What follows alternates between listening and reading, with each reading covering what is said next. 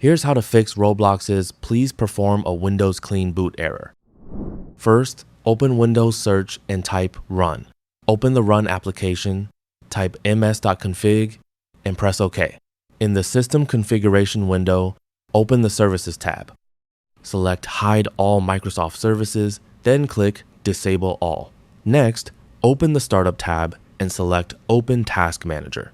Find each enabled startup application, right-click it, and choose Disable until every startup app shows a disabled status. Close Task Manager and click OK in System Configuration. Restart your computer and launch Roblox to check if the error has been fixed.